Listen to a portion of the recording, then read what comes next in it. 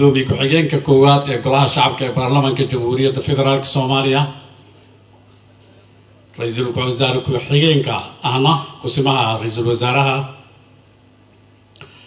wasiirada iyo xildhibaanada labada gudoomiye Hirshabeelle iyo Galmudug wasiirada iyo xildhibaanada iyo dhaqanka saraakiisha ciidamada qalabka sida halkan fadhiya kooxaha fanaaniinta oo caawa runtii halkan fikirkooda ayagoo heesa ka soo gudbiyey dhammaantiin assalaamu calaykum waraxmatullaahi wabarakaatuh. waxaan ku hormarayaa sharaf weyn ay ii tahay caawa halkan in baarlamaankii Soomaaliyeed uu fadhiyo gaar ahaan golaha shacabka. waxaa kaloo sharaf ii ah inay halkan fadhiyaan xildhibaanadii deegaankan ka soo jeeday oo runtii hormuud u ahaa sidii uu u heli lahaa gobolka Banaadir matalaadiisii dhabta ah oo haddana u taagan in maqaamkii magaalada Muqdisho uu meel maro.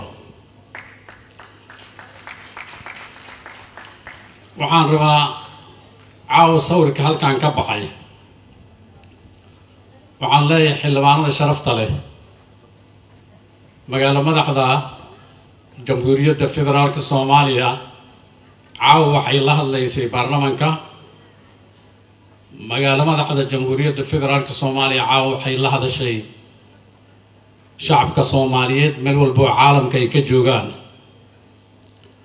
magaalo madaxda jamhuuriyadda federaalka Soomaaliya caawa waxay la hadashay dhammaan mas'uuliyiinta Soomaaliyeed waxay la hadashay dhammaan siyaasiyiinta kale. mas'uuliyiinta waxaan ka wada kuwa hadda xilka haya sida aad la socotaan baryahan markaa fiirisaan inta hadlaysay luuqaday ku hadlayeen iyo sida loo fasirayay labay kala ahaayeen.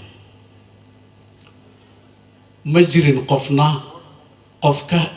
qof ka hor yimid in gobolka Banaadir matalaad uu helo laakiin luuqadda lagu kala duwanaa.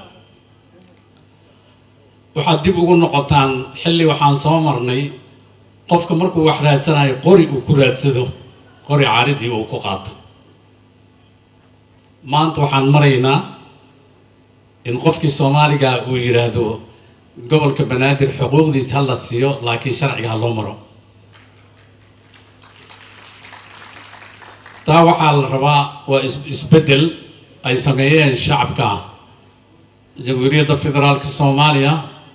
madaxda Soomaaliya ayaa la rabaa inay u turjumaan dhinaca saxa ah. kaliya wuxuu ku weydiistay sharciga inaa waafajisid. qof la soo istaagtay gobolka Banaadir xuquuq ma laha ma jirto. waxaan aaminsanahay baarlamaanka Soomaaliyeed inay dhinacaas u turjumaan aan loo turjumin qof inuu diiday xuquuqda gobolka Banaadir. waxaa kaloo ogaataan qof walba muwaadin Soomaaliyeed xaq u leeyahay inuu ka hadlo magaalada Muqdisho ama gobolka Banaadir. gobolka Banaadir wuxuu nasiib u yeeshay inuu helo magaalo madaxda jamhuuriyadda federaalka Soomaaliya. qof kastoo Soomaali ah magaalo madaxdiisii waa halkan. gobolka Banaadir ayaa fursad u helay. taa ayaa muwaadinka Soomaaliya dhahaysa ama ku qasbaysa inuu fikirkiisii uu ka dhiibto ilaan waa magaalo madaxdiisii. hadalkayga waxaan kusoo gabagabeynayaa xildhibaanada ka soo jeeda deegaanka iyo xildhibaanada kale ee baarlamaanka guud ahaan. guddoonka baarlamaanka wuxuu diyaar u yahay mar walba inuu idin garab istaago hortiinana uu socdo inta laga dhammaystirayo maqaamka gobolka Banaadir. waxaan si gaar ah ugu mahadcelinayaa gudoomiyaha gobolka Banaadir oo caawa runtii munaasabadan ugu talagalay baarlamaanka Soomaaliya inuu ugu mahadceliyo. waa arrin runtii aad looga farxo waxaan kusoo gabagabeynayaa hadalkayga ilaah waxaan ka baryaynaa in siyaasiyiintaanada dhinac fiican ilaah wax ka tuso oo mar walba negative-ka uusan ka tusin aad iyo aad u mahadsantiin